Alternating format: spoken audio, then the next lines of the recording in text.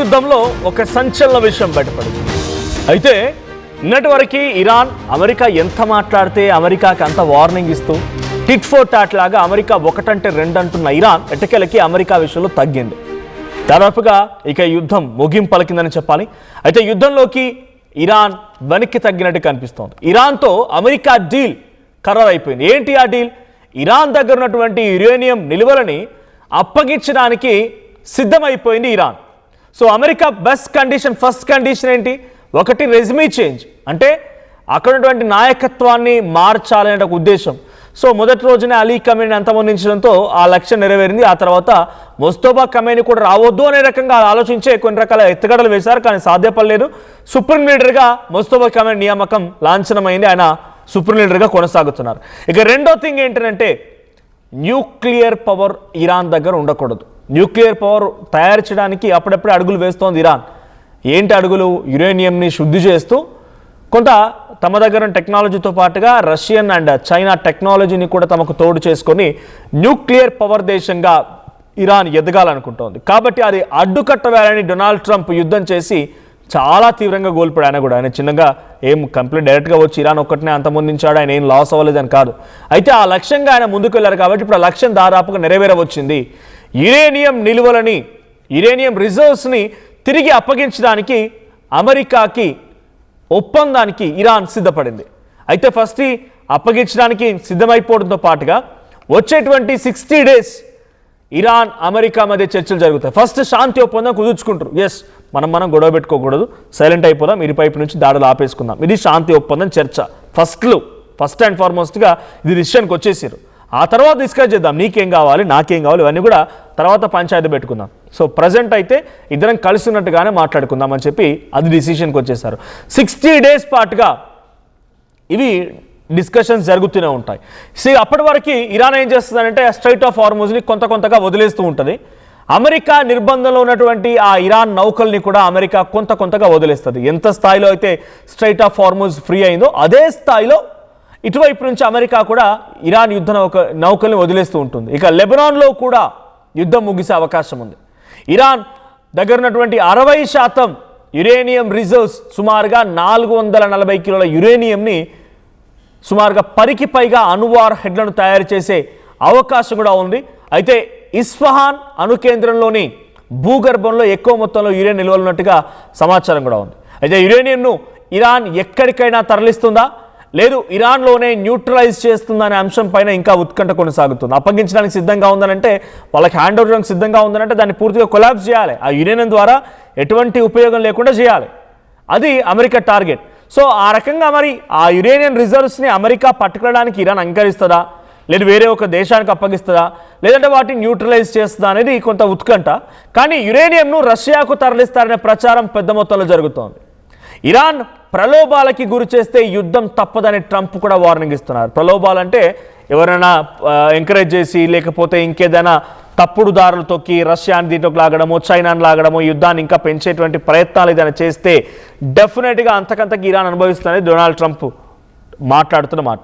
So firstly Ali Khamenei అంతమొందించిన తర్వాత next target పెట్టుకుంది nuclear టార్గెట్సే. Nuclear war heads ఎక్కడున్నాయో వాటిపైన టార్గెట్ చేసి అమెరికా దాడి చేయాలనుకుంది. దాంట్లో ఇస్ఫహాన్, నతాన్జా అండ్ ఫార్దో, ఈ 3 ప్రాంతాలు చాలా కీలకమైనవి. ఇప్పటివరకు నేను చెప్పింది ఇస్ఫహాన్ ప్రాంతంలోనే చాలా కీలకమైన రిజర్వ్స్ ఉన్నాయి. కొన్ని వందల వార్ హెడ్స్ని, న్యూక్లియర్ వార్ హెడ్స్ని తయారు చేసేటువంటి సామర్థ్యం ఈ ఇస్ఫహాన్ ప్రాంతంలో ఉన్నాయి. గతంలోనే జూన్ 2025లో అమెరికా మొదటిసారి ఇరాన్పై అటాక్ చేసిన నాడు ఆ రోజు నతాన్స్, ఇస్ఫహాన్, ఫార్దో ఈ 3 కేంద్రాలపైన అటాక్ చేసింది. అప్పుడు అమెరికా చెప్పిన మాట ఏంటి? వాళ్ళ దగ్గర న్యూక్లియర్ చేయడానికి ఇక అవకాశం లేదు, ఈ 3 న్యూక్లియర్ సైట్స్ని మేము పేల్చేసాం, అక్కడికి లోపలికి భూగర్భంలోకి వెళ్ళడానికి, భూగర్భంలో నుంచి బయట రావడానికి ఇన్ అండ్ ఎగ్జిట్లు పూర్తిగా బ్లాక్ చేశాం. So there is no scope for Iran to prepare nuclear war heads. ఇది 2025 జూన్న దాడి చేసినప్పుడు అమెరికా చెప్పిన మాట. ఆ తర్వాత మళ్ళీ ఏం జరిగింది? మళ్ళీ ఇరాన్ ఇజ్రాయెల్కి మరి యుద్ధం మొదలైంది. ఫిబ్రవరి 28వ తేదీ వరకు చాలా పక్కాగా ప్రెసైజ్డ్గా అలీ ఖమేనీ ఎక్కడున్నాడు, ఎక్కడికి వెళ్తున్నాడు, ఆయన ఫోన్ని సైతం హ్యాక్ చేసి తమ టెక్నాలజీతో అలీ ఖమేనీ స్టీరింగ్ అయితే ఆ రిమోట్ మాత్రం డైరెక్ట్గా అమెరికా ఇజ్రాయెల్ చేతిలో పెట్టుకొని అలీ ఖమేనీ ఆట ఆడిచ్చారు. ఇక ఫిబ్రవరి 28న ఎగ్జాక్ట్గా అలీ ఖమేనీని అంతమొందించాలని స్కెచ్ వేసి అలీ ఖమేని అంతమొందించారు. ఆ తర్వాత అక్కడ సుప్రీం లీడర్ మెయిన్ చెప్పినట్టుగా నడుచుకోవాలని చెప్పి రకరకాల వార్నింగ్లు కూడా ఇచ్చారు డొనాల్డ్ ట్రంప్. ఆ తర్వాత ఇది సాధ్యపడలేదు. వరుస యుద్ధం జరిగింది కంప్లీట్గా అవుట్ అండ్ అవుట్. ప్రతిరోజు ఒకరిపై ఒకరు మిసైల్ వర్షం కురిపించుకోవడం, అటువైపు నుంచి డ్రోన్లు, ఇటువైపు నుంచి మిసైళ్ళు, అటువైపు నుంచి మళ్ళీ కొన్ని డ్రోన్లు, ఇటువైపు నుంచి ఇంటర్సెప్టార్లు. యుద్ధం నెక్స్ట్ లెవెల్ జరిగింది. సుమారుగా 45 రోజుల నుంచి 60 రోజుల పాటు వరకు జరిగింది. 60 రోజులు దాటిందంటే ఇక డొనాల్డ్ ట్రంప్కి సంఖ్యలు పడినట్టే. బికాజ్ ఆయన దేశంలో ఉన్నటువంటి రూల్స్ ప్రకారంగా 60 రోజులు కనుక యుద్ధం దాటితే డెఫినెట్గా కాంగ్రెస్ అనుమతి తీసుకోవాల్సిందే. అటు పబ్లిక్ నుంచి కూడా డెఫినెట్గా రెవల్యూషన్ వస్తోంది. అమెరికాలో కూడా ఆందోళన బాట పడుతున్నారు. అమెరికన్ సిటిజన్స్ డొనాల్డ్ ట్రంప్కి చుక్కలు చూపిస్తున్నారు తమ నిరసనలతో. దీంతో సైలెంట్ అయిపోయిన డొనాల్డ్ ట్రంప్ కండిషన్ పెడుతూ వచ్చాడు. Warning condition, warning condition. Warning ఏంటి? చంపేస్తానండి. కండిషన్ ఏంటి? యురేనియం నిల్వలు ఉండకూడదు. మీరు యురేనియం నిల్వలు కనుక ఉంచుకుంటే, నేను ఇంతటి స్థాయిలో దాడి చేస్తే మీరు ఊరుకుంటారా? మళ్ళీ న్యూక్లియర్ని తయారు చేసి ఏదో రోజు నా మీద వేసిరంటే నేను చచ్చిపోతా అనవసరంగా. కాబట్టి మీ దగ్గర యురేనియం రిజర్వ్స్ ఉండకూడదు, న్యూక్లియర్ వార్ హెడ్స్ తయారు చేసే సామర్థ్యం మీ దగ్గర ఉండకూడదు అనే కండిషన్తో ప్రతిరోజు వార్నింగ్ ఇస్తాడు. తుఫాన్ ముందు అంతా నిశ్శబ్దంగా ఉంటుందని ఒక వార్నింగ్.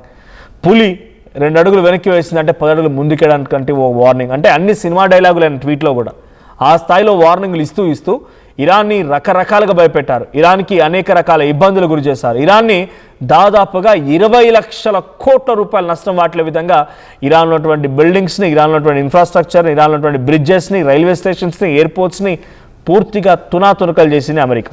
ఇరాన్ ఏం తక్కువ కాదు. ఇరాన్ కూడా అటు యుఏఈ, సౌదీ, కువైట్, ఖతార్, బహ్రాన్, బనామా ఈ దేశాల్లో చాలా భయంకరమైనటువంటి దాడులు ఇరాన్ కూడా చేసేది. డైరెక్ట్గా అమెరికా వార్షిప్స్పై కూడా ఇరాన్ అటాక్ చేసింది. అంటే ఇరాన్ ఏం తక్కువ తినలేదు. ఇరాన్ కూడా యుద్ధంలో నువ్వెంత అంటే నువ్వెంత అన్నట్టుగానే యుద్ధం చేస్తూ వచ్చింది. కానీ ఇప్పుడు ఎట్టకేలకి ఒక అడుగు వెనక్కి వేయకపోతే అటు అమెరికాకి నష్టమే, ఇరాన్కి కూడా నష్టమే. అందుకే ఒక అడుగు వెనక్కి వేస్తున్నా ఈ 2 దేశాలు కూడా. యురేనియం రిజర్వ్స్ని డెఫినెట్గా మీరు కిల్ చేయాల్సిందే, న్యూట్రలైజ్ చేయాల్సిందే. దీంతో పాటుగా మీరు నిజంగానే చేయాలనుకుంటే ఒకే ఒక్క చోట మాత్రం ఉంచుకోండి. అక్కడికి international atomic energy agency IAEA ఈ ఏజెన్సీ సైంటిస్టులు వచ్చి ఎప్పటికప్పుడు తనిఖీలు చేయడానికి, మీరు ఏం ప్రయోగం చేస్తున్నారో చూడడానికి, అటామిక్ ఎనర్జీ ఉన్నటువంటి దేశాల సరసన మీరు కూడా చేరాల్సిందే, ఆ మెంబర్షిప్ తీసుకోవాల్సిందే. ఇది డొనాల్డ్ ట్రంప్ పెట్టిన ఒక కండిషన్.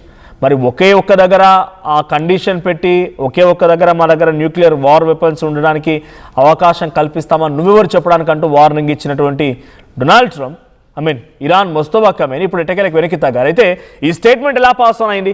పెజెస్కియాన్, ఇరాన్ ప్రెసిడెంట్ పెజెస్కియాన్ ఒక మీడియాతో మాట్లాడుతున్న క్రమంలో ఆయన ఏం చెప్పుకొచ్చారట అంటే, we're ready to solve this issue. ఇక యురేనియం రిజర్వ్స్ కూడా వేయడానికి సిద్ధంగా ఉన్నాం.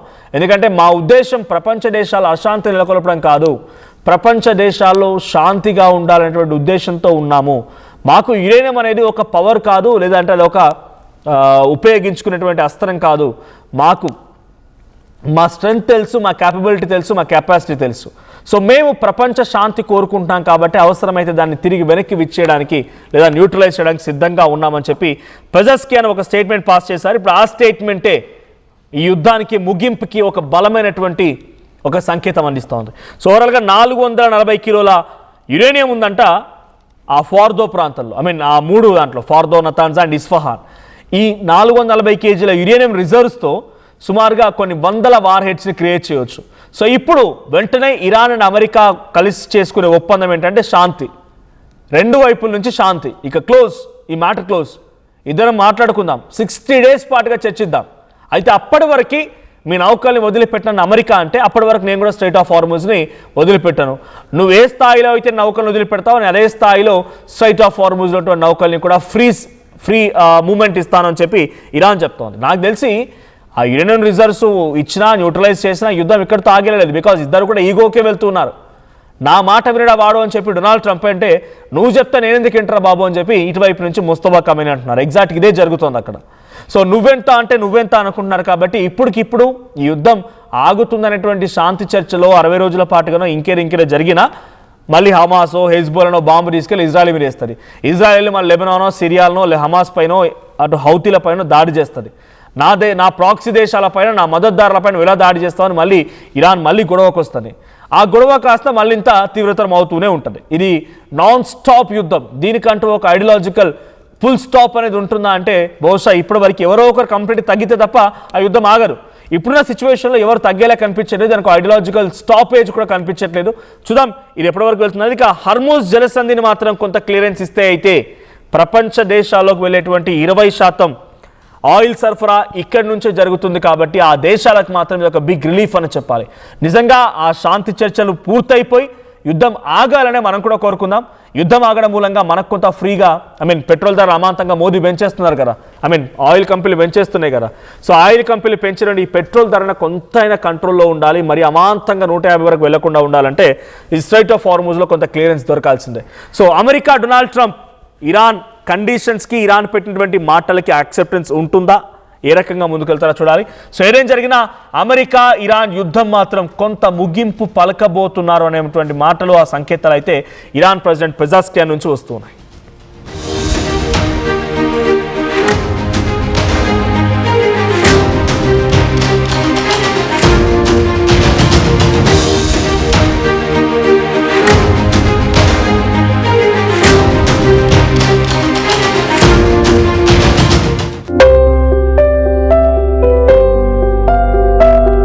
చిన్న చిన్న ఆనందాలు 35 ఏళ్లుగా నా జీవితంలో లేవు. 35 ఏళ్లుగా నేను డైపర్లలో బ్రతికాను. 6 సెంటీమీటర్ల ఫిస్టులా నా మూత్రాశయంలో లీకు కారణమైంది. ఎవరూ నాకు సహాయం చేయలేకపోయారు. AINUలో వైద్యులను కలిసే వరకు. అక్కడ వారు రోబోటిక్ శస్త్రచికిత్సతో నాకు పరిష్కారం ఇచ్చారు. వారు నా ఆత్మవిశ్వాసాన్ని కూడా తిరిగిచ్చారు.